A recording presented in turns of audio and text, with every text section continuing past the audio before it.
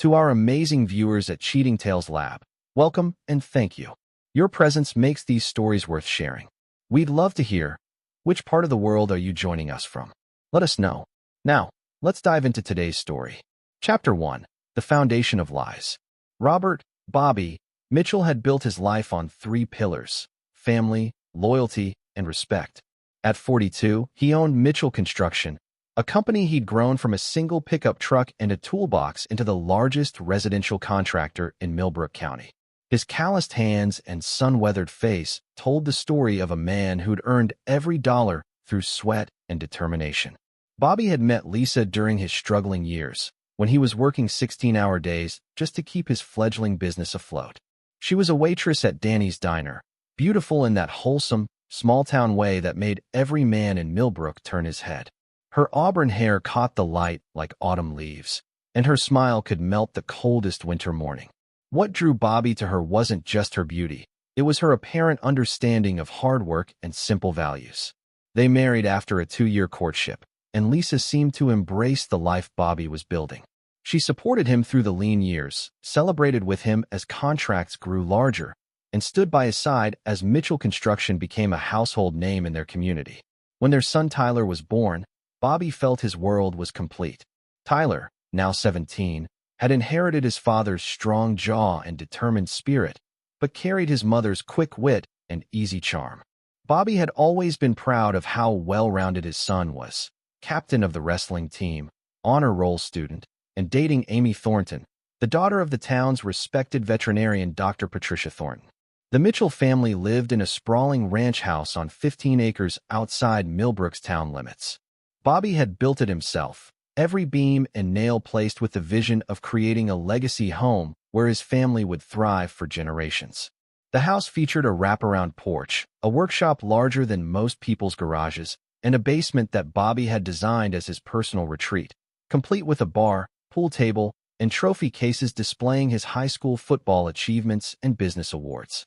Lisa had seemed to flourish as Mitchell Construction's success grew. She'd left her waitressing job years ago and now spent her time involved in various community organizations. She served on the school board, organized charity events, and had recently been elected president of the Millbrook Women's Garden Club. To the outside world, the Mitchells were the picture of small-town success and happiness. But Bobby had begun to notice subtle changes in Lisa over the past 6 months. She'd become more secretive about her phone, taking calls in other rooms, and quickly closing laptop screens when he entered. Her explanations for evening meetings seemed increasingly vague, and she'd started working out religiously at the new fitness center that had opened downtown. When Bobby complimented these positive changes, Lisa would deflect or change the subject entirely. Dr. Patricia Thornton was a woman Bobby genuinely respected. She'd moved to Millbrook 5 years ago after her divorce, bringing her teenage daughter Amy and establishing a veterinary practice that had quickly become essential to the rural community. Patricia was intelligent, direct, and had raised Amy to be polite and responsible. Bobby appreciated that Tyler had chosen such a solid young woman to date. Amy was Tyler's first serious girlfriend, and their relationship had the innocent sweetness that reminded Bobby of his own youth. The teens spent most of their time at the Mitchell house, where Bobby could keep a watchful but not intrusive eye on them. Amy was respectful, helped with dinner without being asked, and seemed to genuinely care for Tyler's well-being. What Bobby didn't know was that his carefully constructed world was built on a foundation that had been quietly crumbling for months. The life he'd worked so hard to build, the family he'd sacrificed for, the trust he'd placed in those closest to him, all of it was about to be revealed as an elaborate deception. As Bobby sat in his workshop that Friday evening, reviewing blueprints for a new housing development, he felt satisfied with his life's trajectory. Mitchell Construction had just landed the biggest contract in the company's history. Tyler was thriving in his senior year, and Lisa seemed more energetic and happy than she'd been in years. The irony wasn't lost on him that he was planning Tyler's graduation party, completely unaware that within 24 hours, everything he believed about his family would be shattered beyond repair. The workshop was Bobby's sanctuary, filled with tools he'd collected over 2 decades and walls lined with photographs documenting Mitchell Construction's growth. Pictures showed him breaking ground on major projects, shaking hands with city officials, and receiving the Business Leader of the Year award from the Chamber of Commerce. In every photo, Bobby's expression carried the same determined confidence that had carried him from poverty to prosperity. That determination, that refusal to accept defeat or betrayal, would soon be tested in ways Bobby never imagined.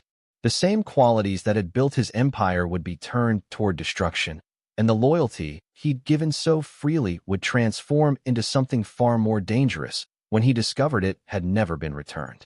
Chapter 2. The Basement Revelation. Saturday morning arrived with the kind of crisp autumn air that made Bobby grateful to live in rural Kentucky.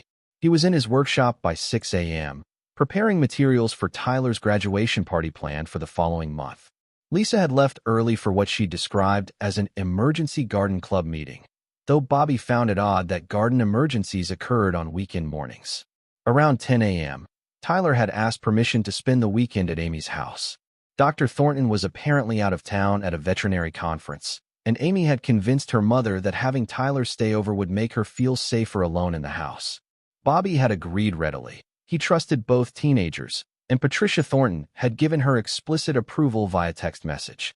Bobby spent Saturday afternoon working on cabinet installations for a client, losing himself in the precise measurements and careful craftsmanship that had always brought him peace.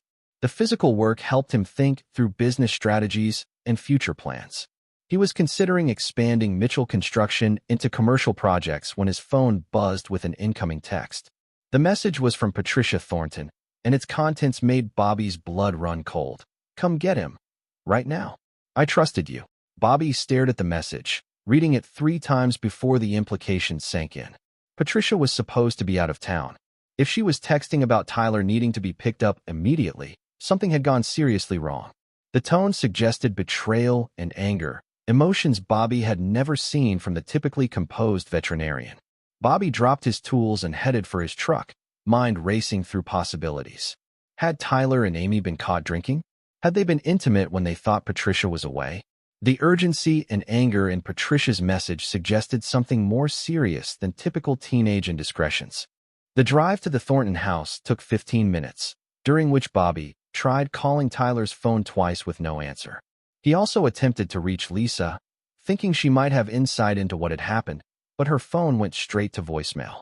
Bobby's concern grew with each unanswered call. The Thornton house was a modest 2-story colonial on Millbrook's east side, surrounded by the kind of mature trees that gave the neighborhood its quiet, established feel. Bobby had always liked the home's understated elegance and the way Patricia had maintained it as a single mother. As he pulled into the driveway, he noticed Patricia's car was indeed present, contradicting her supposed conference attendance. Bobby knocked on the front door, and Amy answered immediately, as if she'd been watching for his arrival.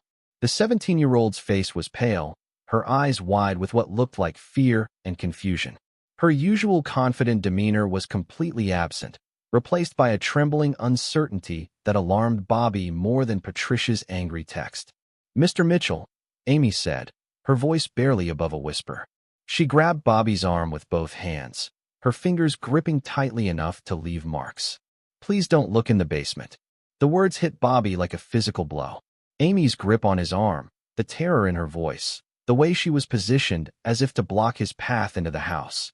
Everything about the moment screamed danger and deception. Bobby had spent decades reading people in business negotiations, and every instinct told him that Amy was protecting someone or something downstairs. "Where's Tyler?" Bobby asked, his voice taking on the authoritative tone that had commanded construction crews for 20 years. Amy's response was barely audible.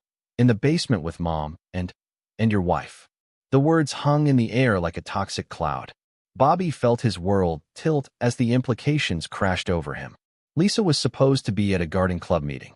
Tyler was supposed to be spending an innocent weekend with his girlfriend. Dr. Patricia Thornton was supposed to be out of town.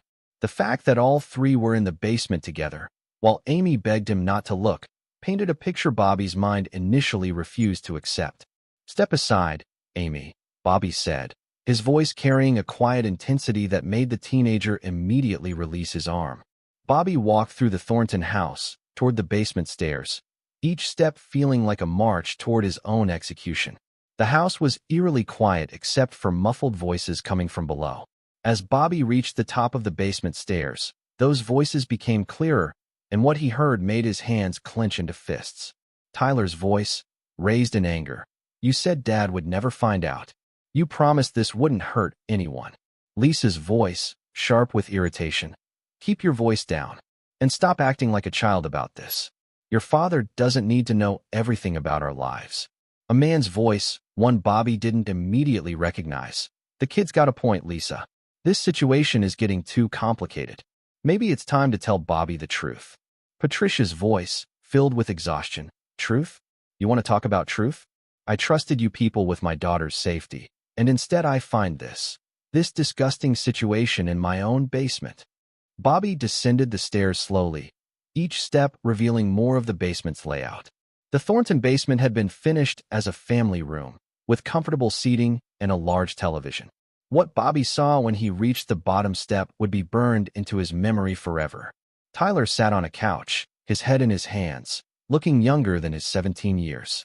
Lisa stood near a wet bar, her clothes disheveled and her hair mussed in a way that suggested intimate activity. But it was the man standing beside Lisa that made Bobby's vision tunnel with rage. Derek Hillman, Millbrook's assistant police chief and Bobby's former best friend, was adjusting his belt and running his hands through his hair. Derek was married to Bobby's cousin Jenny, had been Tyler's Little League coach, and had been a regular guest at Mitchell family barbecues for over a decade. The scene painted itself clearly. Lisa and Derek had been using Amy's house for their affair, believing Patricia was out of town. Tyler had apparently discovered them, leading to the confrontation Bobby was now witnessing. Patricia had returned home unexpectedly to find this betrayal occurring under her roof, involving her daughter's boyfriend's family. Bobby's first emotion wasn't sadness or heartbreak. It was a cold, calculating rage that settled into his bones like winter frost. He'd been betrayed not just by his wife, but by his best friend, and their deception had involved manipulating his son and an innocent family. The depth of the conspiracy, the casual way they'd used other people's trust, ignited something in Bobby that had been dormant since his street fighting days. "Well," Bobby said, his voice carrying a deadly calm that made everyone in the basement freeze. "This explains a lot." The silence that followed was broken only by Amy's footsteps on the stairs behind him. The teenager had followed despite her fear, perhaps recognizing that whatever happened next would determine her family's future as much as Bobby's. Bobby looked at each person in the basement, memorizing their faces, cataloging their expressions of guilt, fear, and defiance. His gaze lingered longest on Lisa, the woman he'd worked 20 years to provide for, and Derek, the man he'd trusted with his family's safety and his own deepest secrets. "Tyler," Bobby said without taking his eyes off Lisa and Derek. "Go to the truck." Now, as Tyler hurried past his father toward the stairs, Bobby continued speaking in that same unnaturally calm voice. "The rest of you stay exactly where you are. We're going to have a conversation about respect, loyalty, and consequences." Chapter 3: The Awakening of Wrath. The basement fell silent except for Tyler's retreating footsteps on the stairs above.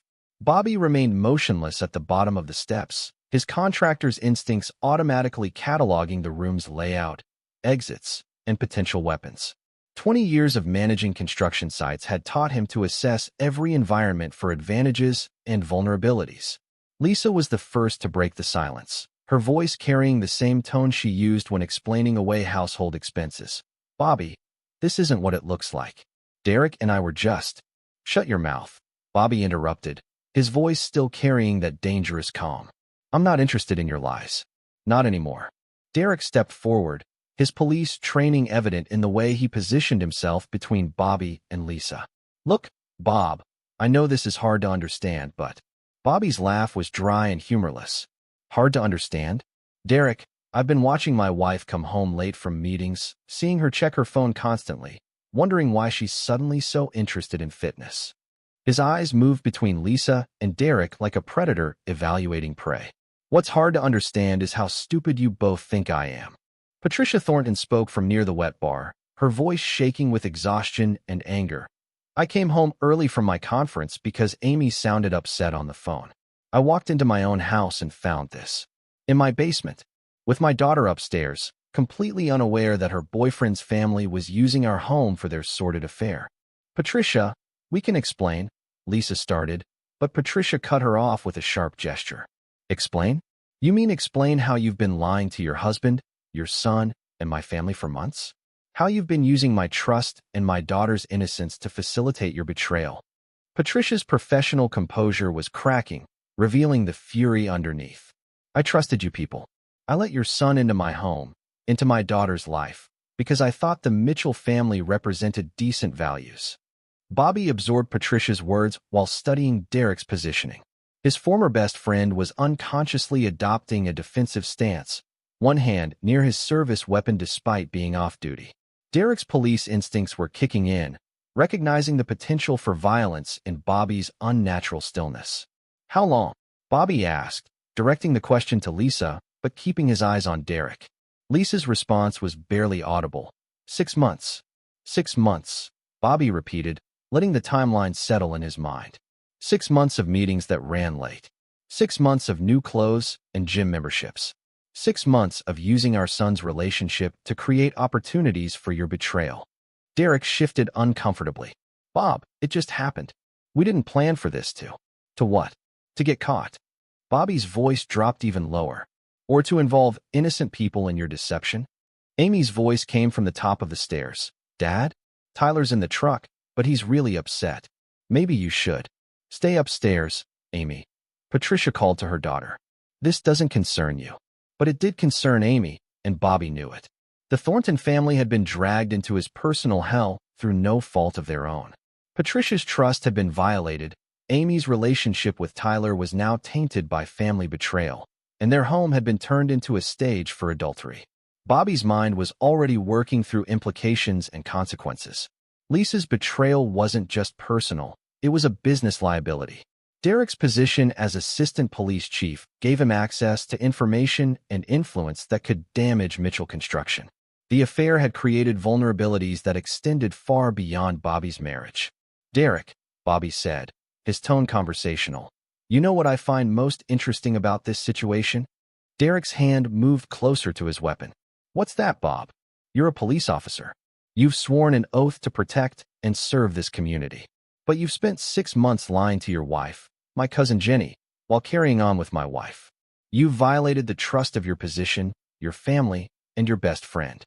Bobby's smile held no warmth. That tells me everything I need to know about your character.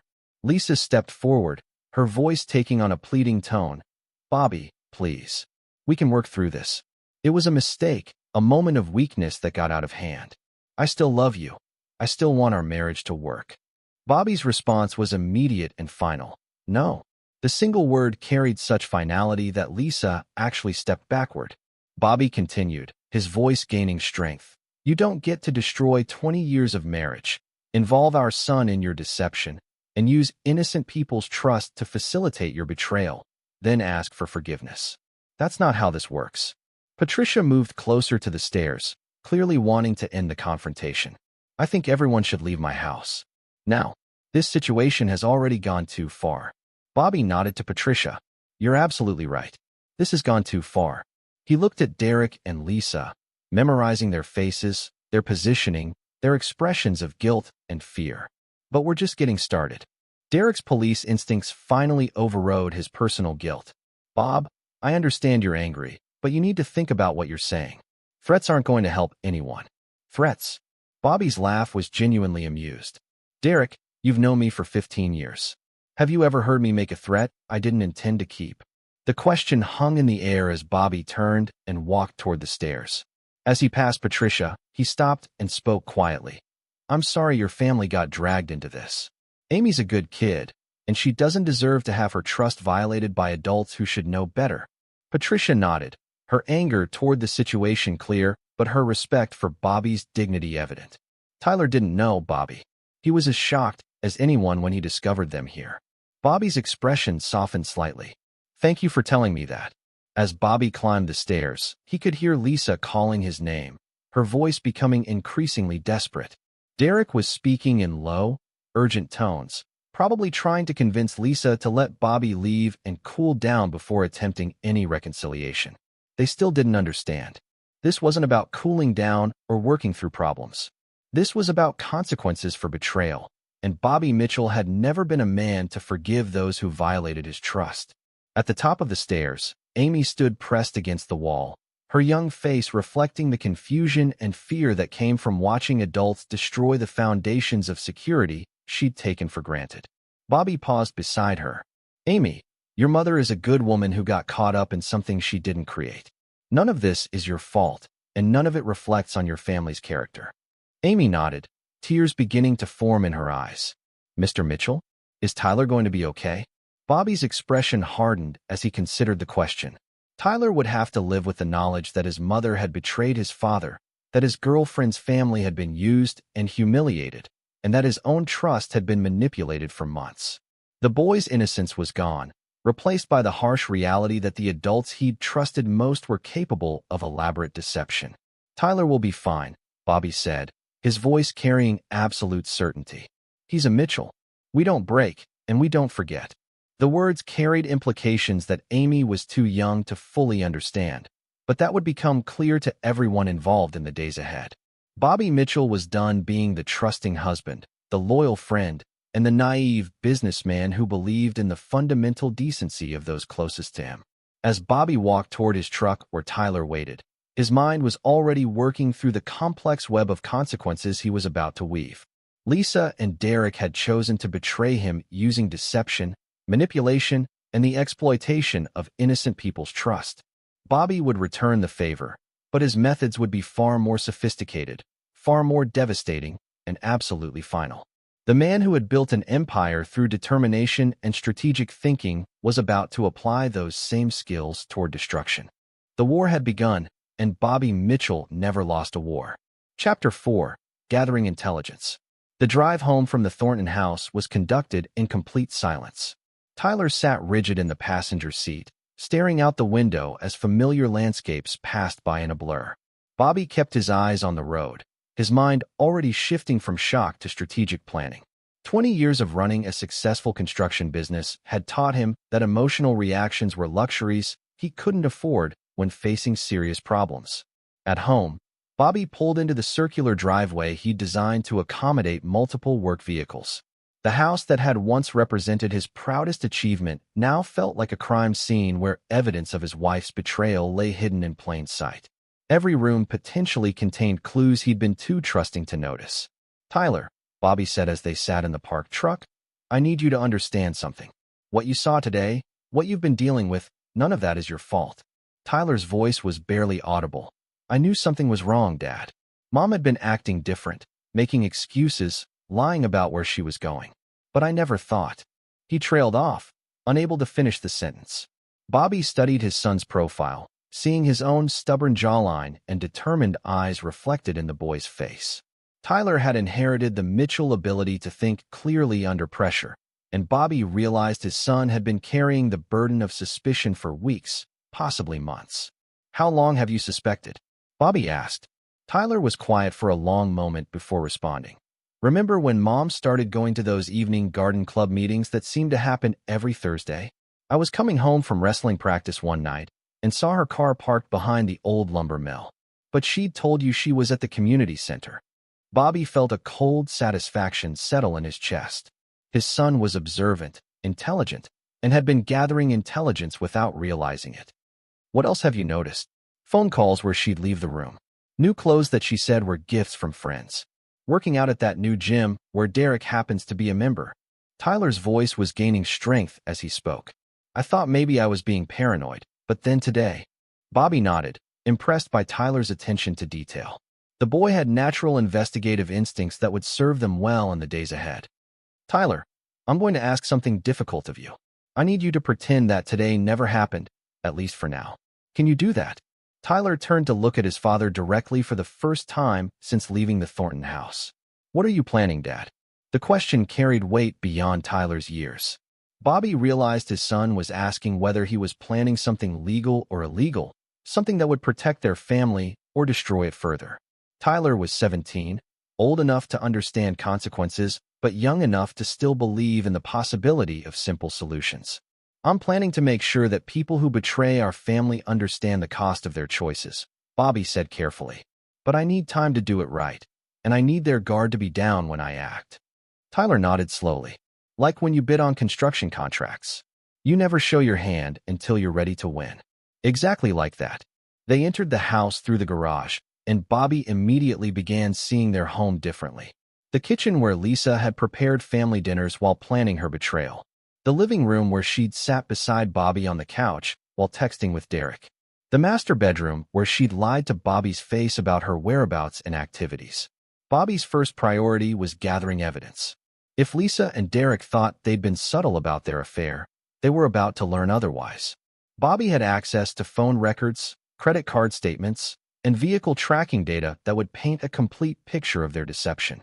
Tyler, I need you to go to your room and act normal. If your mother calls, answer the phone and tell her you're fine, but you don't want to talk about what happened today. Can you handle that? Tyler nodded and headed upstairs, leaving Bobby alone to begin his investigation. Bobby's first stop was his home office, where he kept detailed records of all family finances and communication accounts. As the primary account holder for their phone service, Bobby had access to call logs and text message records that Lisa had probably forgotten he could view. The phone records told a story that made Bobby's jaw clench with suppressed rage. Starting 6 months ago, Lisa's communication with Derek had increased dramatically. Calls that lasted an hour or more, occurring during times when Lisa had told Bobby she was attending meetings or running errands. Text messages sent at all hours, including late nights when Lisa was lying in bed beside Bobby. Bobby printed the phone records and began cross-referencing them with Lisa's explanations for her absences. The pattern was clear and damning. Every garden club meeting, every emergency at the community center, every girls' night out corresponded with extended communication with Derek. Next, Bobby accessed their credit card statements. Lisa had been careful to use cash for many purchases, but some charges revealed the scope of her deception. Charges at restaurants where Bobby had never been. Purchases at lingerie stores when Lisa had told him she was shopping for household items. And most damning of all, payments to a downtown hotel on 3 separate occasions. The hotel charges made Bobby's vision narrow with rage. Lisa hadn't just been carrying on an emotional affair. She'd been conducting a full relationship, complete with romantic interludes at the Millbrook Grand Hotel, the nicest establishment in town. The fact that she'd used their joint credit card to pay for these encounters showed a level of disrespect that went beyond mere adultery. Bobby called the hotel and spoke with the manager, a man named Raymond Costa who'd hired Mitchell Construction for several renovation projects over the years. Raymond was cooperative when Bobby explained he was investigating potential credit card fraud involving his wife's account. Mr. Mitchell, I can tell you that Mrs. Mitchell has been a regular guest here on Thursday afternoons for the past 4 months. Always the same room, always with the same gentleman. I can't provide specific details without a warrant, but I can confirm the charges are legitimate. Bobby thanked Raymond and hung up, his mind already working through the implications. Thursday afternoons, the same time Lisa claimed to be attending garden club meetings. The pattern was so obvious that Bobby wondered how he'd missed it for so long. His investigation was interrupted by the sound of Lisa's car in the driveway. Bobby quickly secured the evidence he'd gathered and positioned himself in the living room, adopting the posture of a man dealing with emotional devastation rather than strategic planning. Lisa entered through the front door, her movements tentative and uncertain. She'd obviously spent the drive home preparing for this confrontation, but Bobby could see the fear in her eyes as she approached him. "Bobby, we need to talk," she began, her voice carrying forced confidence. Bobby looked up at her, allowing his face to show exhaustion and hurt rather than the cold calculation actually driving his thoughts. "I don't know what there is to say, Lisa. I saw everything I needed to see." Lisa sat down across from Bobby, her posture suggesting she'd rehearsed this conversation. "It was a mistake, Bobby. A terrible mistake that got out of hand. Derek and I never meant for it to go this far." "How far did you mean for it to go?" Bobby asked, his voice suggesting genuine curiosity rather than interrogation. "It started as friendship. Derek was going through a rough patch with Jenny, and I was feeling neglected because you worked so much. We started talking, and it just evolved." Bobby nodded as if accepting her explanation. "And the hotel rooms? That was just talking." Lisa's face paled as she realized Bobby had been investigating. "How did you?" "Credit card statements, Lisa. You used our joint account to pay for hotel rooms where you had sex with my best friend. Did you think I'd never notice? The confrontation was interrupted by Tyler's appearance at the top of the stairs. Dad, is everything okay? Bobby's expression softened as he looked at his son. Everything's fine, Tyler. Your mother and I are just having an adult conversation. Tyler nodded and retreated to his room, but Bobby knew the boy was listening. Lisa's betrayal hadn't just damaged Bobby's marriage. It had shattered Tyler's perception of his family's stability. That collateral damage would be added to the growing list of consequences Lisa would face. Bobby, please, Lisa continued, her voice becoming desperate. I know I've made terrible mistakes, but we can work through this. 20 years of marriage has to count for something. Bobby studied his wife's face, memorizing her expression of false remorse and calculated desperation. She was still lying, still manipulating, still believing she could control the situation's outcome. That fundamental misunderstanding of her position would be her ultimate downfall. You're right, Bobby said quietly. 20 years does count for something. It counts for 2 decades of trust you violated, 2 decades of loyalty you betrayed, and 2 decades of respect you threw away for Thursday afternoon hotel rooms with Derek. Bobby stood up and moved toward the stairs. I need time to think, Lisa. Time to figure out what we do next. As Bobby climbed the stairs, he could hear Lisa's relieved sigh behind him. She thought she'd dodged the worst of his anger. That time would allow emotions to cool and negotiations to begin. She had no idea that Bobby Mitchell had never negotiated from a position of weakness, and he wasn't about to start now. The evidence gathering was complete. Now Bobby needed allies, resources, and a plan that would ensure Lisa and Derek understood the true cost of betraying a Mitchell. The construction of their destruction would be Bobby's masterpiece, built with the same precision and attention to detail that had made him the most successful contractor in Millbrook County. Chapter 5. Building the Foundation. Monday morning arrived with the kind of gray October sky that matched Bobby's mood perfectly. He'd spent Sunday in his workshop, ostensibly working on projects, but actually planning the systematic destruction of those who'd betrayed him. Lisa had attempted several conversations about working through their problems, but Bobby had deflected each attempt with claims of needing time to process. Tyler had left for school that morning with dark circles under his eyes, but carrying himself with the determined posture of a Mitchell facing adversity.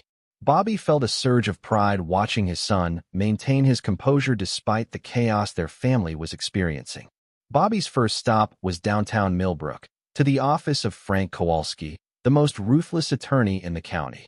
Frank had handled several legal challenges for Mitchell Construction over the years, and Bobby knew the man's reputation for winning at any cost. Frank's office occupied the top floor of the oldest bank building in town, with windows that overlooked the courthouse where Derek Hillman often testified in criminal cases. Frank was a short, intense man in his 50s who'd built his practice on the principle that every legal problem had a solution if you were willing to pay the necessary price. His office walls were lined with degrees from prestigious law schools and photographs showing him with state politicians and federal judges. Bobby, Frank said, rising from behind his mahogany desk. I heard there might be some domestic issues requiring attention. Bobby wasn't surprised that Frank had already heard rumors. In a town like Millbrook, the police chief's assistant having an affair with a prominent businessman's wife would generate gossip within hours of discovery. I need a divorce, Frank. But this isn't going to be a typical separation. Frank gestured for Bobby to sit in one of the leather chairs facing his desk. Tell me what we're dealing with. Bobby laid out the situation systematically. The affair, the evidence he'd gathered, the involvement of Derek's police position, and the potential complications arising from Derek's access to law enforcement resources. Frank listened without interruption, occasionally making notes on a legal pad. The adultery gives us grounds for fault-based divorce, which means Lisa gets nothing beyond what she brought into the marriage, Frank said when Bobby finished. But you mentioned Derek's police position. Are you concerned about potential retaliation? I'm not concerned about Derek, Bobby said, his voice carrying quiet confidence. I'm planning to neutralize Derek as a threat permanently. Frank's expression sharpened. Bobby, I need to understand exactly what you mean by neutralize. I can't be party to anything illegal.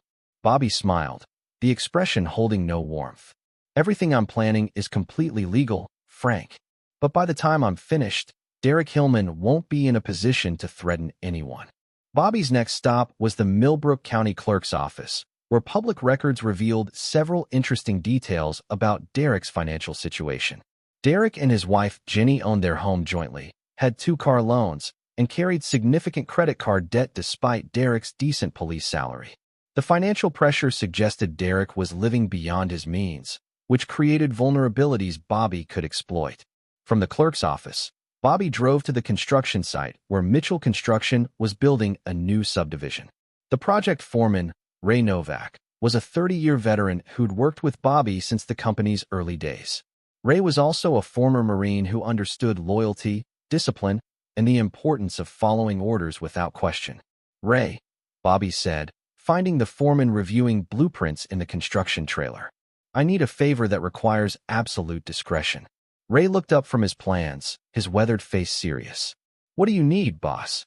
Bobby explained that he required surveillance on Derek Hillman's activities, particularly any meetings or communications that might involve police department business. Ray's military background had given him skills in observation and intelligence gathering that would be useful for Bobby's purposes. "I can't ask you to do anything that might create legal problems for you or the company," Bobby continued. "But Derek has become a threat to my family, and I need to understand the full scope of that threat." Ray nodded, understanding the implications. "Derek's always struck me as a man with poor judgment. What's your timeline?" "I need information within the week. Derek's going to make a move soon, either to protect himself or to escalate the situation. I want to be ready." Bobby's afternoon was spent visiting 3 other contractors who regularly bid against Mitchell Construction for major projects. The conversations were carefully structured around legitimate business discussions, but Bobby planted seeds that would grow into something more significant in the coming weeks. At Morrison Builders, Bobby spoke with Tom Morrison about upcoming city projects and mentioned his concern about potential corruption in the bidding process. At Bradley Construction, Bobby discussed the importance of integrity in business relationships and how personal scandals could affect professional reputations. At each stop, Bobby was careful to avoid direct accusations while creating a foundation for future revelations. Bobby's final stop was the most important, a meeting with City Council member Helen Rodriguez, whose construction committee oversaw municipal building projects worth millions of dollars annually. Helen was a former teacher who'd entered politics to fight corruption and had quickly earned a reputation for demanding transparency in all city operations. "Bobby," Helen said, greeting him in her modest office at City Hall, "I was surprised to get your call. Is Mitchell Construction considering a run for some of the larger municipal projects?" Bobby had prepared for this conversation carefully. "Actually, Helen, I wanted to discuss some concerns about the integrity of the bidding process. I've heard rumors that certain contractors might be receiving inside information from city employees." Helen's expression immediately became serious.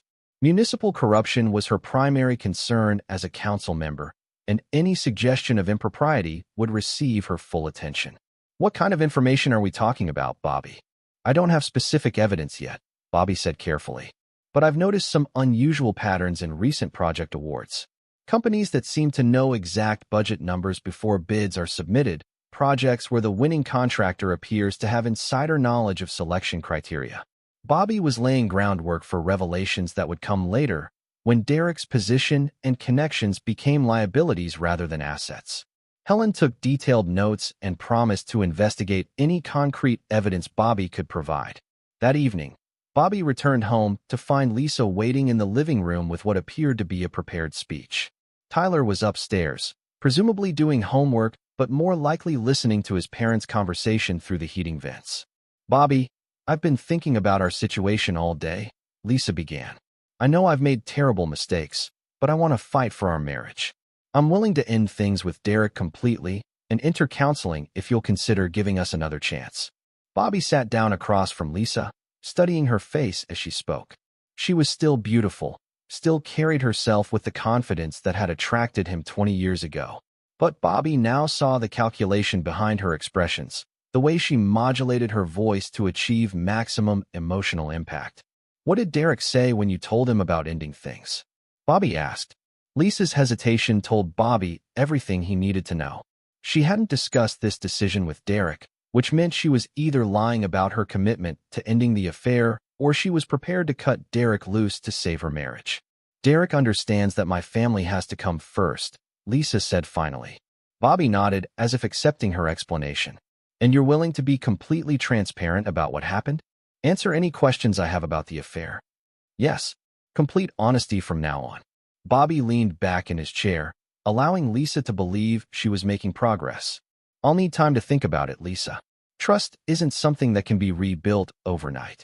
Lisa's relief was visible as she interpreted Bobby's response as willingness to consider reconciliation.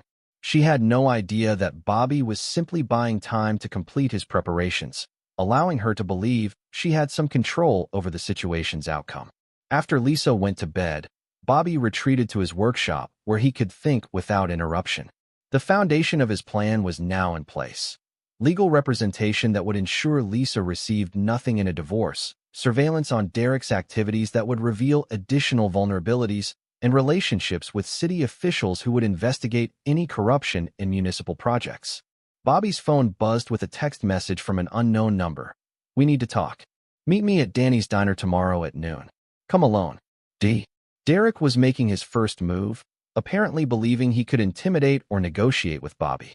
The meeting would be an opportunity to gather more intelligence while allowing Derek to reveal his own plans and weaknesses. Bobby smiled as he deleted the message. Derek Hillman had spent his career dealing with criminals and desperate people, but he'd never faced someone with Bobby Mitchell's resources, intelligence, and absolute commitment to victory. The assistant police chief was about to learn that some wars couldn't be won through intimidation or official authority. The foundation was built. Now it was time to begin construction of Derek and Lisa's destruction. Chapter 6. Architectural Planning. Tuesday morning brought unseasonably warm weather, the kind of false spring that made everyone in Millbrook forget that winter was still weeks away. Bobby arrived at Danny's Diner 15 minutes early, choosing a corner booth that allowed him to observe the entire restaurant while keeping his back to a wall. 20 years of conducting business had taught him the importance of controlling meeting environments. Danny's Diner was where Bobby had first met Lisa, back when she waited tables, and he was struggling to build his company. The irony wasn't lost on him that Derek had chosen this location for their confrontation. The diner's breakfast crowd provided perfect cover for what appeared to be a casual conversation between two longtime friends. Derek arrived precisely at noon, his police uniform clean and pressed, his expression carefully neutral. But Bobby could see the tension in Derek's movements, the way his eyes swept the restaurant checking for potential threats or witnesses. Derek was operating in full law enforcement mode, which told Bobby his former friend was taking this situation very seriously. Bob, Derek said, sliding into the booth across from Bobby. Thanks for coming. Bobby had spent the morning preparing for this conversation, anticipating Derek's likely strategies and planning his own responses. Derek would probably attempt a combination of intimidation, guilt, and appeals to their former friendship. Bobby was ready for all three approaches. I figured we should clear the air, Bobby said, his tone conversational. 20 years of friendship deserves at least that much. Derek relaxed slightly, interpreting Bobby's calm demeanor as a positive sign. That's exactly what I was hoping you'd say. Look, Bob, what happened with Lisa and me? It was never supposed to go this far. We both lost our heads, and innocent people got hurt. Bobby sipped his coffee and waited for Derek to continue. Frank Kowalski had advised him to let Derek do most of the talking, allowing the man to reveal his position and potential weaknesses. The thing is, Derek continued, this situation could get ugly for everyone involved if it becomes public. My position with the police department, Lisa's reputation in the community, even Tyler's standing at school. Everybody loses if this becomes a scandal. Bobby nodded as if considering Derek's words. You're probably right about that. What are you suggesting? Derek leaned forward, his voice dropping to a confidential tone. I'm suggesting we handle this like adults. Lisa has already told me she wants to end our relationship and focus on her marriage. I respect that decision, and I'm prepared to step back completely. In exchange for what? Bobby asked. Derek's expression hardened slightly. In exchange for everyone keeping this situation private. No divorce papers citing adultery, no public accusations, no attempts to damage my career or Lisa's reputation. Bobby was impressed by Derek's directness. The man was essentially offering to end the affair in exchange for avoiding public consequences. It was a reasonable proposal from Derek's perspective, but it fundamentally misunderstood Bobby's position and objectives. "What makes you think I'd be interested in that deal?" Bobby asked. Derek's confidence wavered as he realized Bobby wasn't responding as expected. "Because going public hurts everyone, including you. Your family's private business becomes public gossip, your son deals with embarrassment at school, and your wife's reputation gets destroyed even if you reconcile." Bobby set down his coffee cup and looked directly at Derek. "Derek, let me ask you something. In your police work, when someone commits a crime, do you let them walk away if they promise not to do it again?" "That's different, Bob. This is personal, not criminal." "Is it? You've been lying to your wife, my cousin Jenny, for 6 months. You've been using your position and connections to facilitate an affair with my wife. You've involved innocent people like the Thorntons in your deception." Bobby's voice remained calm, but his words carried increasing intensity.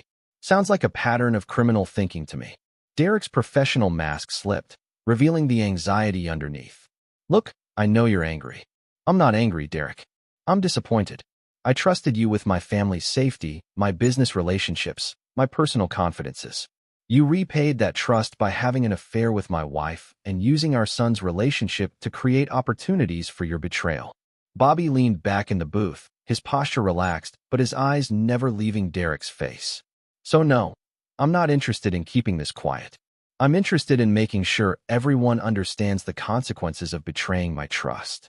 Derek's hand moved unconsciously toward his service weapon, a gesture that didn't escape Bobby's notice.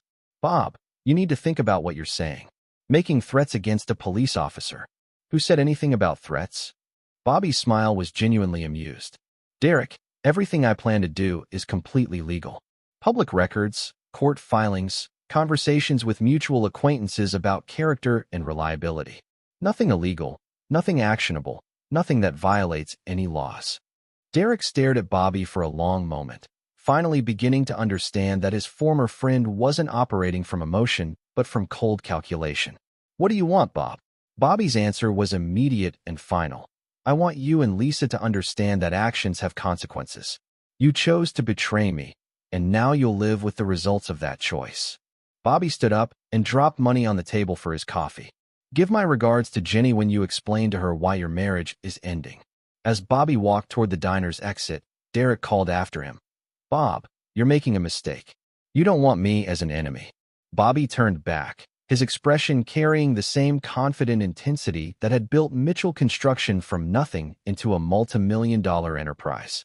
"Derek, you became my enemy the moment you decided to betray my trust. Now you're just discovering what that means." Bobby left Derek sitting alone in the booth, understanding for the first time that he'd seriously miscalculated both Bobby's character and his resources.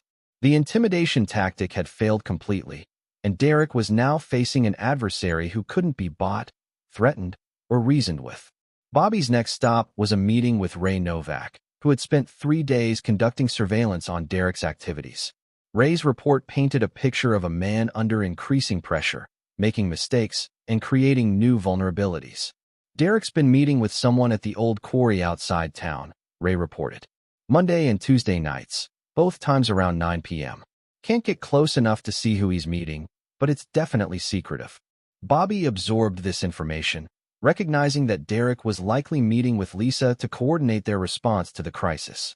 The quarry location suggested they were aware of potential surveillance and trying to avoid detection. "Anything else?" Bobby asked. "Derek's been drinking.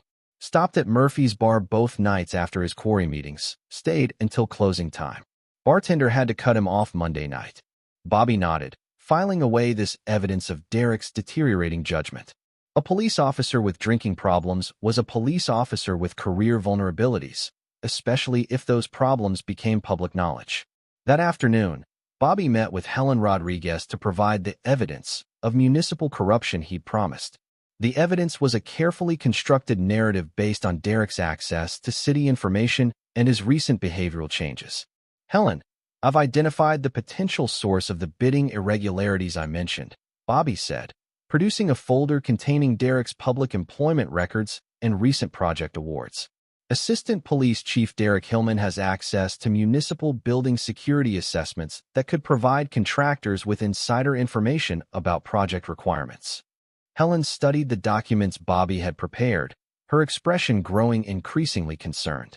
These dates suggest Derek reviewed security reports for 3 buildings that later received renovation contracts. Are you saying Derek was selling this information? Bobby was careful not to make direct accusations that could constitute slander. I'm saying the patterns are suspicious and deserve investigation. Derek's recent behavior suggests someone under unusual stress, possibly due to financial or personal pressures that might make him vulnerable to corruption. Helen promised a full investigation, which would involve reviewing Derek's access to city records and his communications with contractors who'd received municipal projects. The investigation alone would create professional problems for Derek, regardless of its outcome. Bobby's final meeting of the day was with his insurance agent, who handled both personal and business policies for Mitchell Construction. Bobby was exploring options for protecting his assets during the coming divorce proceedings, ensuring that Lisa's betrayal wouldn't result in her profiting from the destruction of their marriage. The key is timing, the agent explained. If you transfer assets before filing divorce papers, it could be seen as attempting to hide marital property. But if you have legitimate business reasons for restructuring company ownership, that's different. Bobby had anticipated this issue and was already implementing a solution. Mitchell Construction would be expanding its operations and restructuring its ownership to include Tyler as a partner, protecting the company's assets while providing his son with a secure financial future. That evening, Bobby returned home to find Lisa waiting with another prepared speech about reconciliation and second chances. Her efforts were becoming more desperate as she realized Bobby wasn't responding to her usual manipulation techniques. "Bobby, I know you met with Derek today. He told me you're not interested in working things out quietly," Lisa said, her voice carrying forced calm. "I think you're making this harder than it needs to be." Bobby looked at his wife, seeing her clearly for perhaps the first time in their marriage. Lisa was beautiful, intelligent, and socially adept, but she was also fundamentally selfish and willing to betray anyone when it served her interests. The realization was liberating rather than heartbreaking.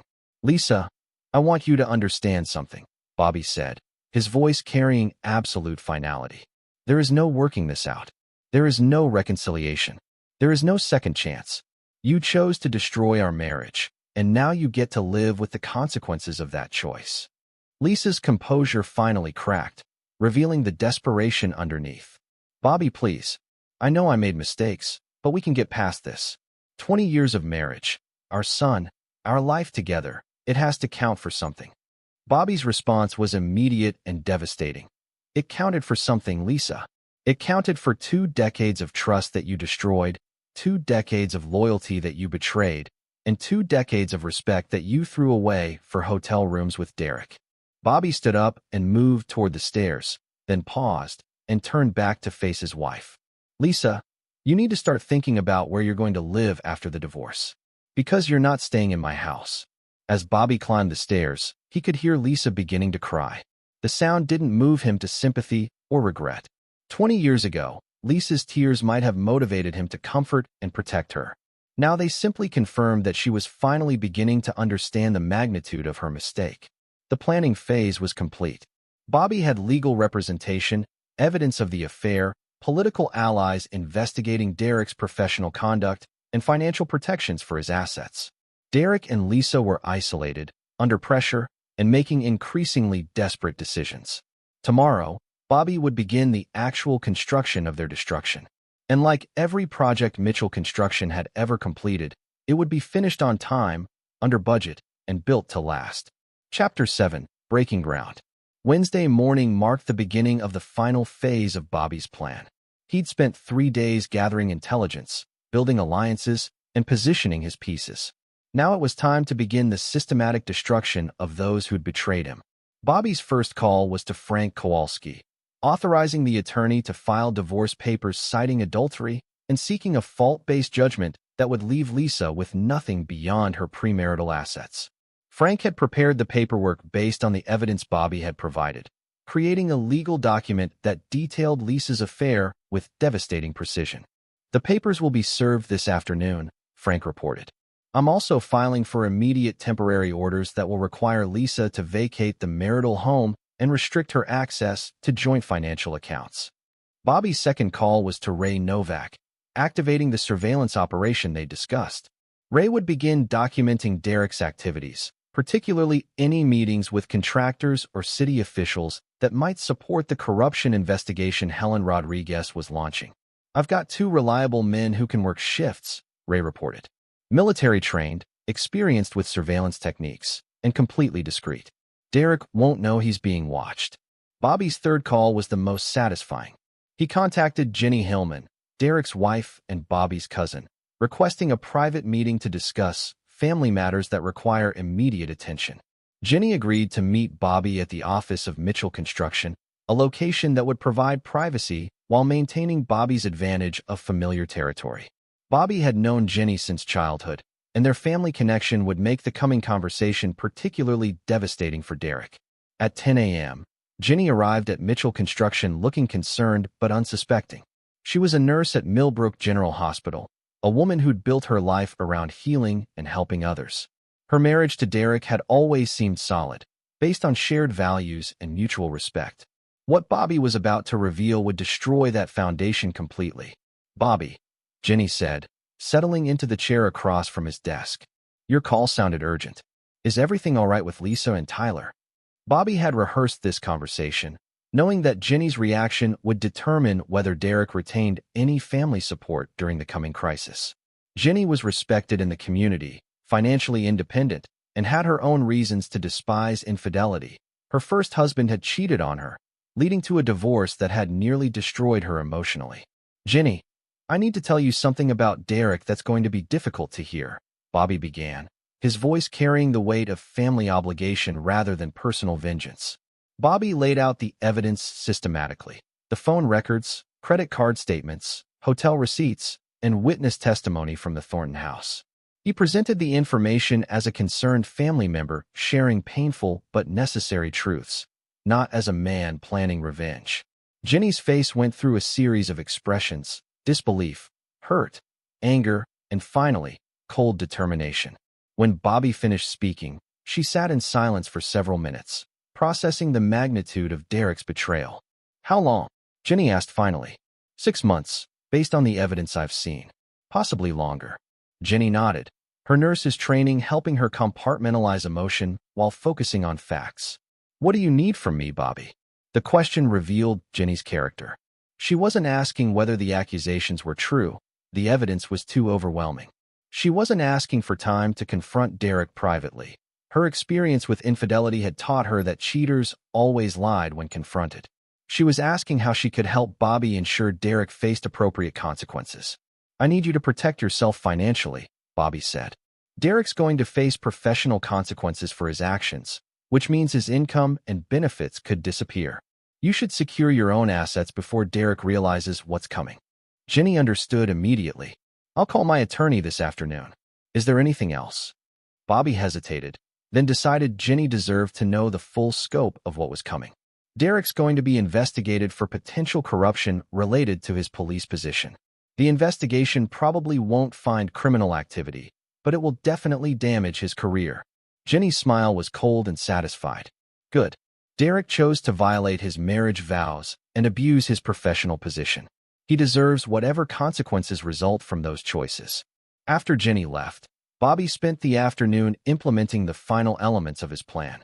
He visited 3 local business owners who regularly hired Mitchell Construction, planting carefully crafted suggestions about the importance of working with contractors who maintained high ethical standards.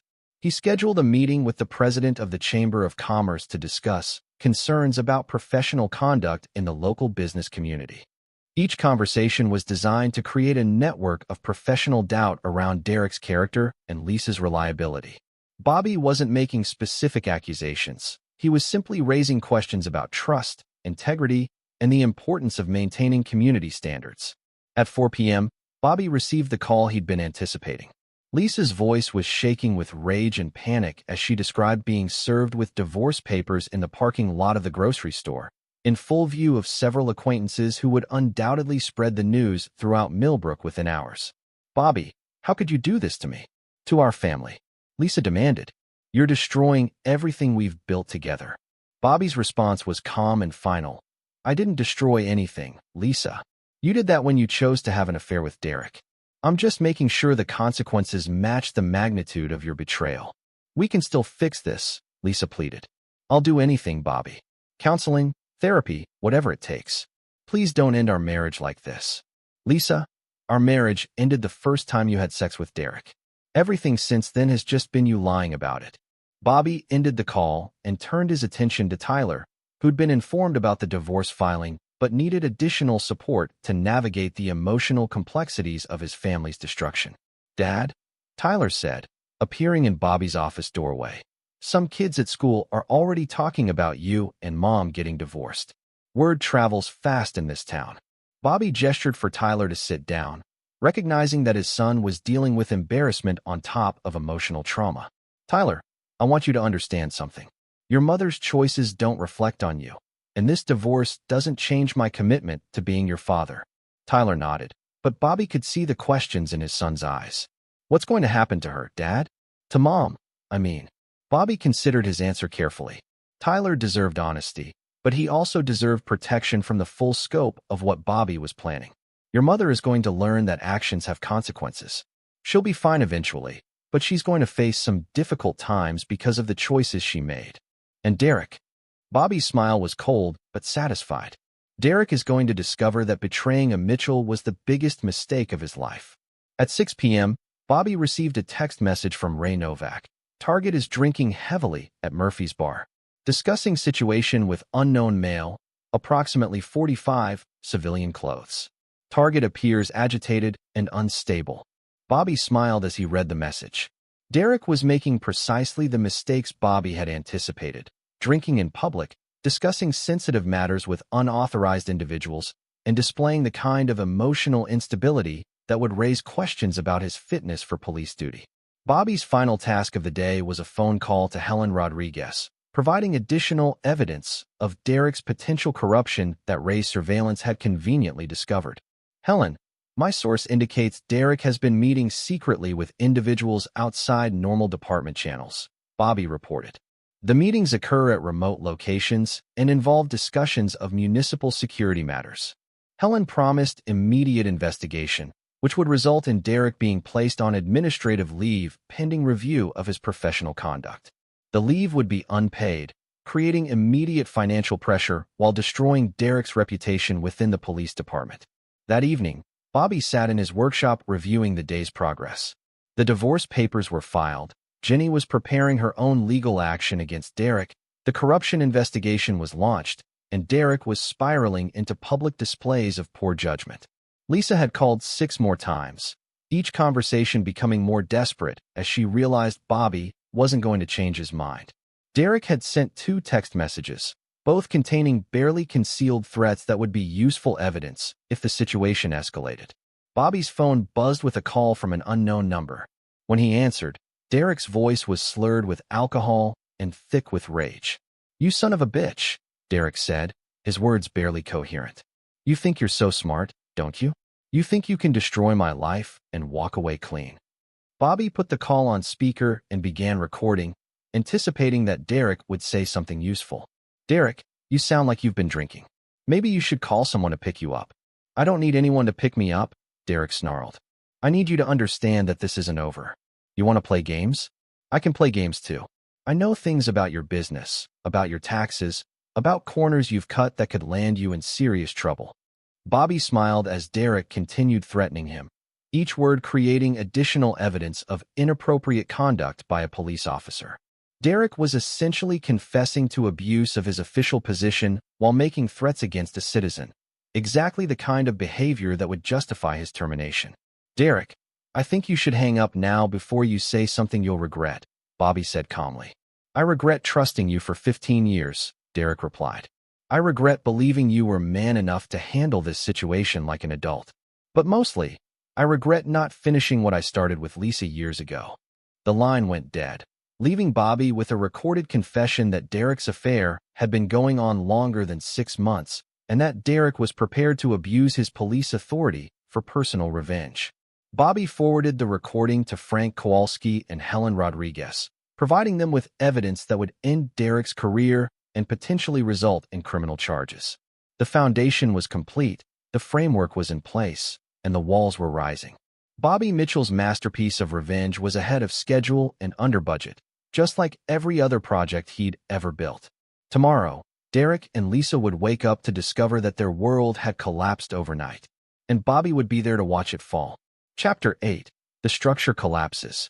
Thursday morning brought the kind of crisp autumn air that reminded Bobby why he'd chosen to build his life in Millbrook.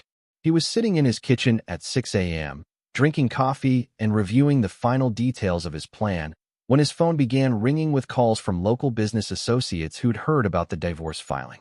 The first call was from Tom Morrison of Morrison Builders, who'd heard rumors about Derek's investigation and wanted Bobby's perspective on recent developments in municipal contract integrity.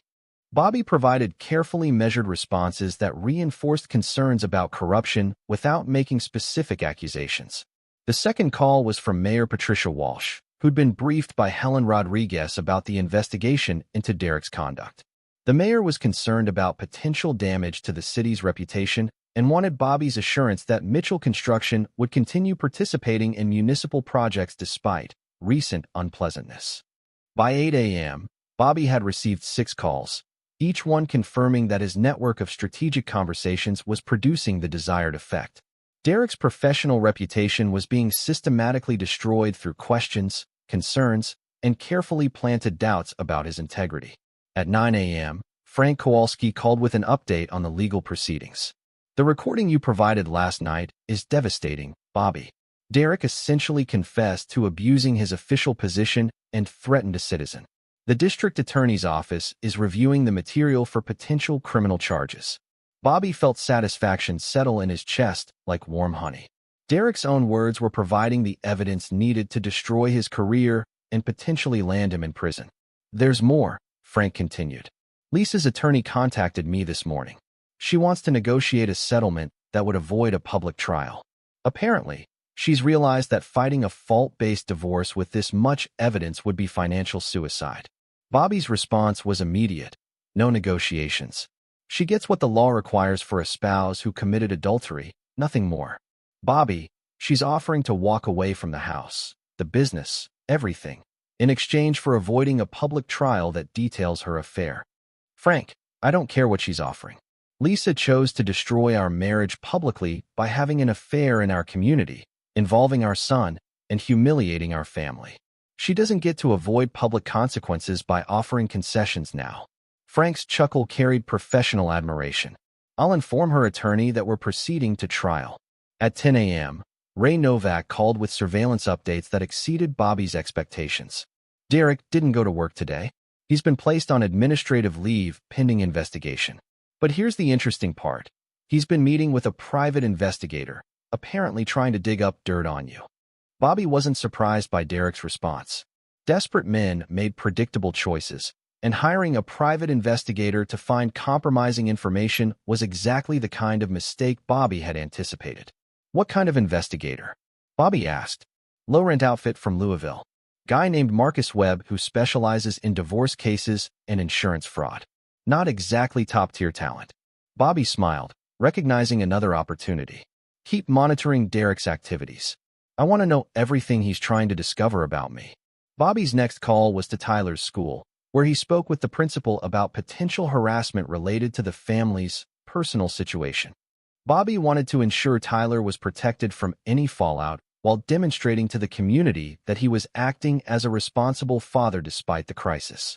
At noon, Bobby drove to downtown Millbrook for lunch at the Chamber of Commerce, where monthly business meetings provided opportunities to address community concerns about recent developments affecting local professional standards. The meeting was attended by 25 business owners, including several who'd worked with Mitchell Construction over the years. Bobby's presence at the meeting, despite his personal crisis, sent a message about stability and professionalism that contrasted sharply with Derek's absence from his police duties. During the meeting, Chamber President David Kumar addressed concerns about maintaining community trust in our public officials and professional service providers. The discussion was clearly influenced by recent events, though no names were mentioned directly. "Recent situations have reminded us all of the importance of integrity in our professional and personal lives," Kumar said, his eyes briefly meeting Bobby's. "Business relationships are built on trust, and that trust must be earned and maintained through consistent ethical behavior. Bobby participated in the discussion as a concerned business owner rather than as someone personally involved in the current crisis. His calm professionalism reinforced his reputation while raising implicit questions about those who weren't maintaining the same standards. After the meeting, Bobby was approached by several business owners who expressed support for his situation and confidence in Mitchell Construction's continued integrity. Word was spreading throughout the business community that Bobby was the victim of betrayal rather than the cause of scandal. At 2 p.m., Bobby received an unexpected call from Patricia Thornton, Amy's mother. Patricia's voice carried exhaustion and concern as she explained that Derek had contacted her, apparently seeking information about Bobby's character and business practices. "Dr. Thornton," Bobby said, "I'm sorry you're being dragged into this situation. Derek is obviously desperate and trying to find ammunition he can use against me. Bobby, I want you to know that I told Derek exactly what I think of people who betray trust and manipulate innocent families. Amy and I want nothing to do with whatever Derek is planning." Bobby felt genuine warmth toward Patricia, recognizing that she was choosing sides based on character rather than convenience. "I appreciate your support, Dr. Thornton, and I want you to know that Tyler will never use Amy to hurt your family the way Derek and Lisa used our trust to hurt yours." At 4 p.m., Bobby received the call he'd been expecting. Derek's voice was sober but filled with desperate anger as he attempted one final negotiation. "Bob, we need to talk. Face to face, without lawyers or recordings or any of the games you've been playing." Bobby was curious about Derek's final gambit. "What did you have in mind?" "Meet me at the construction site on Maple Street. 7 p.m. Just you and me, talking like men instead of hiding behind lawyers and politicians." Bobby recognized the setup immediately. Derek was choosing a location where he might have tactical advantages, possibly planning some kind of physical confrontation or attempt at intimidation. The Maple Street site was isolated, under construction, and would provide Derek with opportunities to control the environment. "I'll be there," Bobby said, already planning how to turn Derek's chosen battlefield into another trap. Bobby spent the afternoon preparing for the evening's confrontation. He contacted Ray Novak to position surveillance teams around the construction site, ensuring that any interaction with Derek would be documented and witnessed. He also informed Frank Kowalski about the meeting, creating a legal record of Derek's request for a private confrontation. At 6 p.m., Bobby met with Tyler to ensure his son understood the situation and had alternative arrangements if the evening's events created complications. "Dad, are you sure meeting Derek is a good idea?" Tyler asked, his concern evident. "He's been drinking a lot, and desperate people do stupid things." Bobby was impressed by Tyler's mature assessment of the situation. "Tyler, Derek is going to make one final attempt to regain control of this situation. After tonight, he'll understand that he's completely beaten. What if he tries to hurt you?" Bobby's smile carried absolute confidence. "Tyler, Derek Hillman has never been in a real fight in his life. I grew up in neighborhoods where fighting was a survival skill, and I spent 20 years doing physical labor that kept me strong. If Derek wants to make this physical, he's going to learn another lesson about the consequences of poor judgment." At 7 p.m., Bobby arrived at the Maple Street construction site, noting Derek's police cruiser parked near the main entrance. Derek was using his official vehicle for a personal confrontation, another example of the poor judgment that was destroying his career. Derek was waiting near the foundation of the house under construction, his posture suggesting he'd been drinking despite the early hour. His police uniform was wrinkled, his badge and weapon visible in what was clearly an attempt at intimidation. "Bob," Derek said as Bobby approached. "Thanks for coming." Bobby stopped about 10 feet away, maintaining distance while positioning himself near equipment that could provide cover or weapons if necessary. "Derek, you wanted to talk." "Talk." Derek's opening statement revealed the desperation behind his request for a meeting. "This has gone far enough, Bob. You've made your point, you've gotten your revenge, and now it's time to stop before someone gets seriously hurt." Bobby's response was calm and final. "Derek, I haven't even started getting my revenge. What you've experienced so far is just the natural consequence of your choices becoming public knowledge." Derek's composure cracked, revealing the rage underneath. "Natural consequences? You orchestrated this whole thing. You manipulated everyone in town to turn against me. I provided information about your behavior to people who needed to know, Bobby corrected. You created the situation by having an affair with my wife and abusing your official position. I just made sure the right people understood what kind of man you really are. Derek took a step forward, his hand moving toward his weapon. You destroyed my marriage, my career, my entire life. What did you think I was going to do? Just accept it. Bobby's voice carried the same cold confidence that had built Mitchell Construction. Derek, I thought you were going to face the consequences of your choices like a man instead of a coward. I was wrong. The word coward hit Derek like a physical blow. He'd spent his career projecting authority and control, and Bobby's casual dismissal of his threats challenged his fundamental self-image. I'm not a coward, Derek snarled, drawing his service weapon and pointing it at Bobby. I'm a man who's tired of being destroyed by someone who thinks he's better than everyone else. Bobby didn't flinch or retreat. Instead, he smiled with genuine amusement. Derek, you just committed aggravated assault against a citizen while wearing a police uniform. Ray, did you get that on video? Derek's head snapped around as Ray Novak emerged from behind construction equipment, holding a high-definition camera that had recorded Derek's threat. Two other Mitchell Construction employees appeared from different positions, all carrying recording equipment. Derek's face went white as he realized he'd been trapped again. Drawing a weapon on an unarmed citizen was a felony that would result in immediate termination and criminal prosecution. His police career was over, and he'd provided the evidence himself. Put the gun down, Derek, Bobby said calmly. You've already destroyed yourself enough for one day. Derek lowered his weapon but didn't holster it, his mind probably racing through options that didn't exist. He was surrounded, recorded, and facing criminal charges for threatening an innocent citizen. You planned this, Derek said, his voice filled with defeated rage. You knew I'd come armed. You knew I'd lose control. Bobby's smile was cold and satisfied. Derek, I knew you were a coward who would threaten violence when you couldn't win through legitimate means. You just proved me right. Bobby turned and walked toward his truck, leaving Derek standing alone at the construction site with the wreckage of his life scattered around him. The recording equipment had captured everything needed to complete Derek's destruction, and Bobby felt the satisfaction of a job completed perfectly. As Bobby drove home, his phone buzzed with text messages from Frank Kowalski, Helen Rodriguez, and Ray Novak, all confirming that Derek's final mistake had provided everything needed to complete his professional and personal destruction. The structure was complete. Tomorrow, Bobby would begin the finishing work that would ensure Derek and Lisa understood the permanent nature of their defeat. Chapter 9, Final Inspection. Friday morning arrived with the first frost of the season, coating Bobby's 15 acres in silver and reminding him that winter was approaching. He stood on his wraparound porch with his morning coffee, surveying the property he'd built through 2 decades of hard work and careful planning. Everything looked exactly as it should, which was more than could be said for his enemies.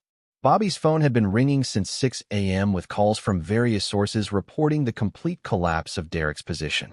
The video of Derek threatening an unarmed citizen with his service weapon had been delivered to the district attorney, the police chief, and the mayor by 8 p.m. the previous evening.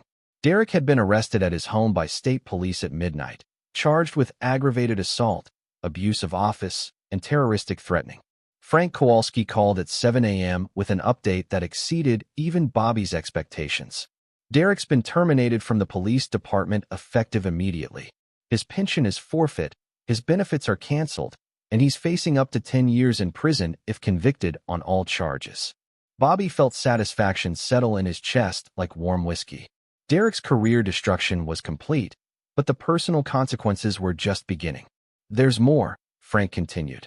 Jenny filed for divorce yesterday evening, citing Derek's arrest and evidence of his affair.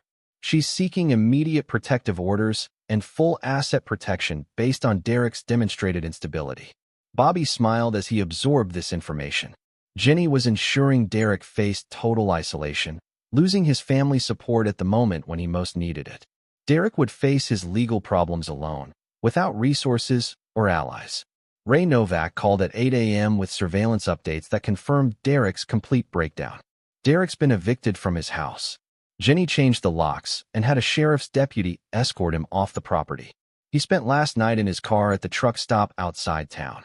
Bobby absorbed this information with cold satisfaction. Derek had lost his job, his family, his home, and his freedom in the space of 12 hours. The man who'd thought he could intimidate Bobby Mitchell was discovering the true meaning of powerlessness. At 9 a.m., Bobby received an unexpected call from Lisa, her voice carrying a desperation he'd never heard before. The confident woman who'd believed she could manipulate any situation was finally understanding the magnitude of her defeat. "Bobby, please. Derek's been arrested, Jenny's divorcing him, and the whole town is talking about our affair. I need you to help me figure out how to handle this situation." Bobby's response was immediate and devastating. "Lisa, there's nothing to figure out. You chose to destroy our marriage by having an affair with Derek. Now you get to live with the consequences of that choice. But the trial, the publicity, what people will say about me, I can't handle all of this alone." "You weren't alone when you were having sex with Derek in hotel rooms," Bobby replied coldly. "You can handle the consequences the same way you handled the affair, without my help or concern." Lisa's voice broke as she began crying. "Bobby, I know I hurt you, but I'm still Tyler's mother. Doesn't that count for something?"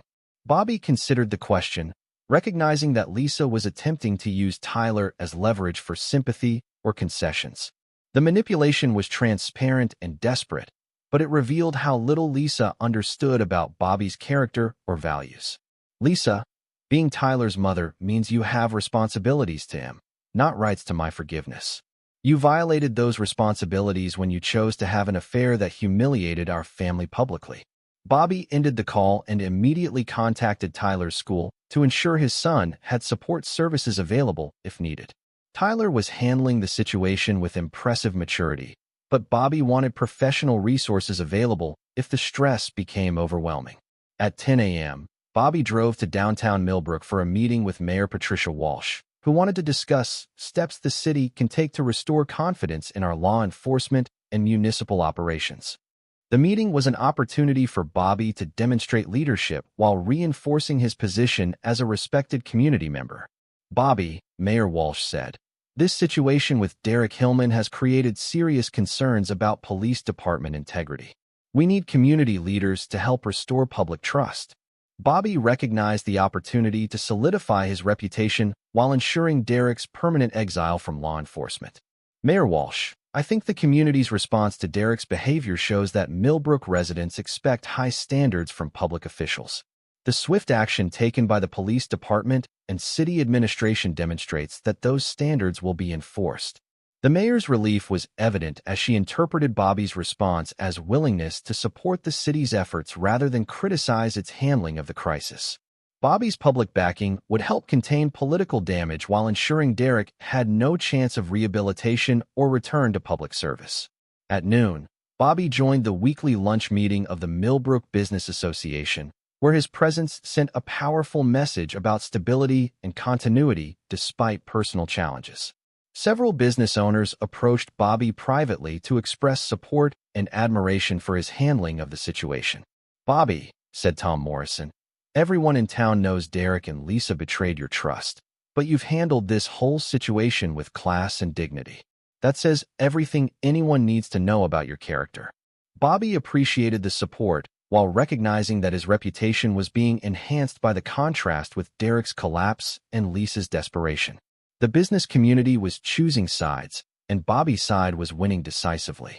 At 2 p.m., Bobby received a call from Helen Rodriguez with the final results of the corruption investigation Derek's behavior had triggered. "Bobby, we've completed our review of Derek's access to municipal records. While we found no evidence of criminal corruption, we did find several policy violations and inappropriate communications that would have resulted in disciplinary action." Bobby was satisfied with the outcome. The investigation had served its purpose by destroying Derek's professional reputation and providing justification for his termination. Actual criminal charges would have been unnecessary complications. At 4 p.m., Bobby's attorney called with news about Lisa's latest desperate gambit. Lisa's attorney contacted me again, this time with an offer to plead guilty to adultery in exchange for a private divorce proceeding. She's terrified of the public trial. Bobby's response was unchanged. "No deals, Frank. Lisa chose to make our private business public when she had an affair with Derek. She doesn't get to avoid public consequences now. Bobby, she's offering to give up all claims to marital property and pay your legal fees." She just wants to avoid the public humiliation of a trial. Bobby considered the offer, recognizing that it would achieve his primary objective of removing Lisa from his life while protecting his assets. But the offer missed the fundamental point of his campaign. Lisa needed to understand that betraying a Mitchell carried permanent consequences. Frank, if Lisa wanted to avoid public humiliation, she shouldn't have had a public affair. We're proceeding to trial. At 6 p.m., Bobby was working in his shop when Tyler appeared in the doorway, his expression serious but determined. Tyler had been handling the family crisis with remarkable maturity, but Bobby could see the weight of recent events in his son's posture. "Dad, I wanted to thank you for handling this situation the way you did," Tyler said. "I know it would have been easier to keep things quiet, but Mom and Derek needed to face consequences for what they did." Bobby felt pride surge through him as he recognized that Tyler understood the deeper principles behind his actions. "Tyler, sometimes the right thing to do is also the hardest thing to do. Your mother and Derek made choices that hurt innocent people, including you and Amy's family. They needed to understand that those choices had permanent consequences." Tyler nodded, his expression carrying determination that reminded Bobby of himself at that age. "Dad, I want you to know that I understand why you couldn't forgive Mom. She didn't just cheat on you, she lied to me, used my relationship with Amy, and hurt people who trusted our family." Bobby's response came from the deepest part of his character. "Tyler, forgiveness isn't something anyone is entitled to. It has to be earned through genuine remorse and changed behavior. Your mother and Derek never showed either." At 8 p.m., Bobby received a final call from Ray Novak with surveillance updates that completed the picture of Derek's total destruction. Derek's living in a motel outside town, drinking heavily, and apparently calling various people trying to find someone who'll help him. So far, no one's willing to get involved. Bobby absorbed this information with satisfaction. Derek had burned every bridge in his desperation, alienating potential allies through threats, lies, and desperate behavior. He was facing his consequences in complete isolation, exactly as Bobby had planned. That evening, Bobby sat in his living room with Tyler, both of them reading while a fire crackled in the fireplace Bobby had built with his own hands. The house felt peaceful for the first time in months. The tension and deception finally purged through truth and consequences. Bobby's phone buzzed with a text message from an unknown number. "You destroyed my life. This isn't over." Bobby showed the message to Tyler, who shook his head with disgust. "Derek still doesn't get it, does he?" Bobby's smile was cold and satisfied as he deleted the message. Derek's life was destroyed the moment he chose to betray someone who trusted him completely. Everything since then has just been him discovering what that choice cost him. Bobby looked around his living room, noting the family photographs that would need to be replaced, the furniture that carried memories of a marriage that had been revealed as an elaborate deception, and the evidence of a life that had been built on trust that was never returned. But Bobby felt no sadness or regret. He'd learned the truth about the people closest to him, protected his son from further manipulation, and ensured that those who'd betrayed him understood the permanent nature of their mistake. Tyler looked up from his book and met his father's eyes. "Dad, what happens next?" Bobby's answer carried the confidence that had built Mitchell Construction from nothing into an empire. "We build something better, Tyler. We always build something better." Outside, winter was settling over Millbrook, but inside the Mitchell house, Bobby was already planning for spring. Lisa and Derek had chosen destruction, but Bobby Mitchell had always been in the business of construction. The job was complete, the inspection was passed, and the warranty would last forever. Some structures were built to withstand any storm, and the character Bobby had built over 20 years of hard work would outlast any betrayal. Bobby Mitchell never forgave, never forgot, and never lost. Derek and Lisa had learned that lesson too late, but they would remember it for the rest of their lives. Epilogue, 6 months later. Spring came early to Millbrook County, and Bobby Mitchell stood on his reconstructed front porch, watching Tyler load equipment into his truck for another day at Mitchell Construction. At 18, Tyler had deferred college for a year to work full-time in the family business, showing the same dedication and attention to detail that had built the company's reputation. The house looked different now. Bobby had removed every photograph that included Lisa, renovated the master bedroom completely, and converted Lisa's former office into a trophy room displaying Mitchell Construction's achievements. The changes weren't about erasing the past. They were about building a future free from deception. Lisa had eventually accepted Frank Kowalski's non-negotiable terms and signed a divorce agreement that left her with her premarital assets and nothing more. She'd moved to Louisville, where she was working as a receptionist at a medical clinic and living in a studio apartment. Her attempts to rebuild her reputation in Millbrook had failed completely, as Derek's criminal trial had kept their affair in the local news for months. Derek had pled guilty to aggravated assault and abuse of office, receiving a 5-year sentence that he was serving at a medium-security facility 2 hours from Millbrook. Jenny had divorced him while he was in prison, selling their house, and moving to Florida with her full nursing pension. Derek would be released to nothing, no job prospects, no family support, and no chance of rehabilitation in any community that knew his story. The corruption investigation had been expanded after Derek's arrest, leading to reforms in municipal contracting procedures that actually benefited honest contractors like Mitchell Construction. Bobby's cooperation with the investigation had enhanced his reputation as a community leader committed to integrity and transparency. Amy Thornton and Tyler had weathered the crisis together, their relationship growing stronger through shared understanding of adult betrayal and family loyalty. Dr. Patricia Thornton had become a close friend of Bobby's, their mutual respect deepened by their shared experience of betrayal and their commitment to protecting their children. Bobby's business had grown significantly as other contractors recommended Mitchell Construction to clients seeking reliable, trustworthy service from people you can count on. The contrast between Bobby's integrity and Derek's corruption had become a selling point that brought new customers regularly. Tyler appeared in the doorway, his work clothes clean and his expression determined. "Dad, the Riverside project is ready for final inspection. Want to come take a look?" Bobby smiled as he joined his son in the truck. The Riverside project was a 12-house subdivision that Mitchell Construction had completed ahead of schedule and under budget, the largest single project in the company's history. Tyler had managed significant portions of the construction, showing natural leadership abilities that impressed the veteran crew. As they drove through downtown Millbrook, Bobby noticed the changes that 6 months had brought. Derek's name had been removed from the police department's officer roster. Lisa's involvement in community organizations had been quietly terminated, and their absence had created opportunities for other people to step forward with leadership and service. "Dad," Tyler said as they passed the courthouse where Derek had been sentenced, "do you ever wonder if you were too hard on them?" Bobby considered the question, recognizing that Tyler was processing the long-term implications of his father's choices. Tyler, Derek, and Lisa had every opportunity to end their affair privately and minimize the damage to everyone involved. Instead, they chose to continue deceiving people while using your relationship with Amy to create opportunities for their betrayal. Tyler nodded, understanding the reasoning. But the way everything turned out, Derek in prison, Mom working as a receptionist, both of them basically exiled from town. Sometimes it seems like a lot of consequences for an affair. Bobby pulled into the Riverside construction site and turned to face his son directly.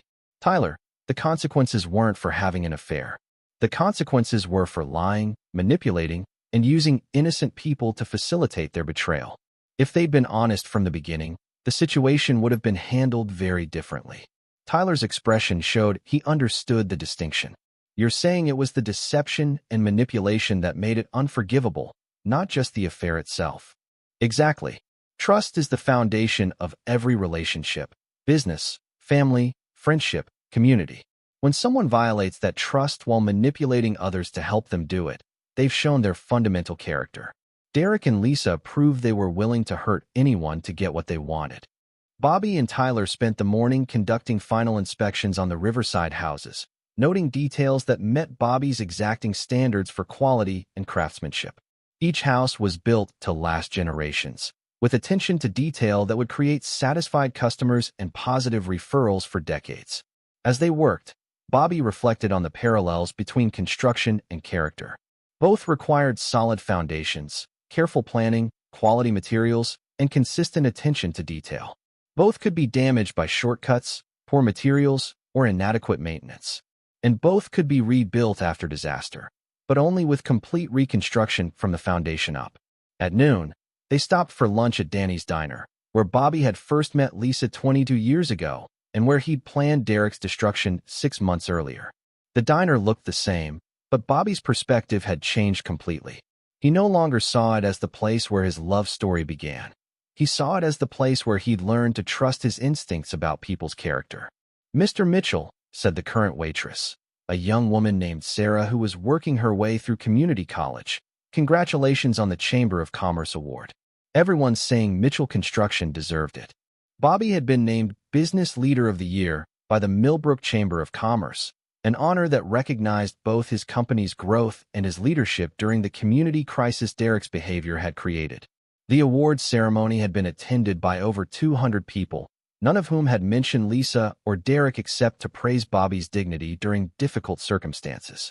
After lunch, Bobby and Tyler returned to the office to review contracts for 3 new projects that would keep Mitchell Construction busy through the summer.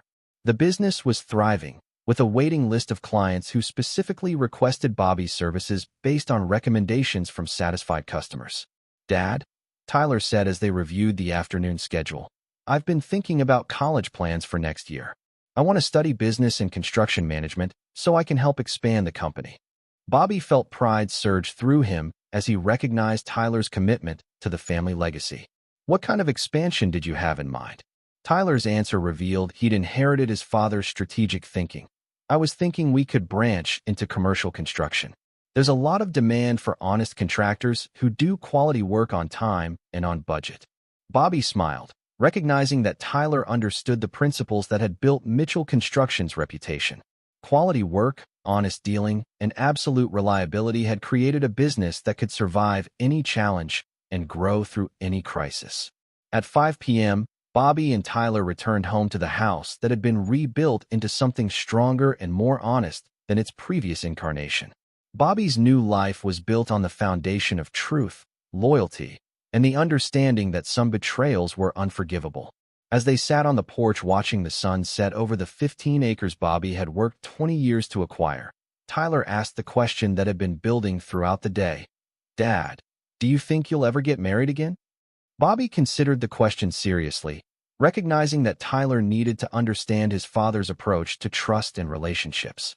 "Tyler, I've learned that trust has to be earned over time through consistent actions, not just promised through words. If I ever meet someone who proves herself worthy of that trust, then maybe. But I'll never again assume that people are what they appear to be." Tyler nodded, understanding that his father's experience with betrayal had created wisdom rather than bitterness. "But you're not giving up on relationships completely?" Bobby's smile carried hard-earned confidence. "Tyler, I'm giving up on relationships built on assumption and hope. Any relationship I enter in the future will be built on demonstrated character and proven reliability. That's the difference between construction and collapse." As darkness settled over Millbrook County, Bobby felt the satisfaction that came from completing a difficult project exactly as planned. Derek was in prison, Lisa was exiled, and everyone in their community understood the consequences of betraying a Mitchell's trust. But more importantly, Tyler had learned lessons about character, loyalty, and the importance of consequences that would guide him for the rest of his life. Bobby had built more than a successful business. He'd built a legacy of integrity that would outlast any individual betrayal. The phone in Bobby's pocket buzzed with a text message from an unknown number. "Got out early for good behavior. We still have unfinished business. D." Bobby showed the message to Tyler, who shook his head with disgust. "Derek's been in prison for 6 months, and he still doesn't understand what he did wrong." Bobby deleted the message and smiled with cold satisfaction. Derek's about to learn that some lessons require multiple attempts before they're fully understood. Bobby Mitchell had built his life on the principle that every structure required a solid foundation to withstand any storm. Derek's return would provide an opportunity to demonstrate that some foundations were strong enough to withstand any assault, while some people never learn the consequences of their choices until it was far too late. The construction was complete, the warranty was permanent, and Bobby Mitchell never built anything that wasn't designed to last forever. This is where our story comes to an end. Share your thoughts in the comments section. Thanks for your time. If you enjoy this story, please subscribe to this channel. Click on the video you see on the screen, and I will see you there.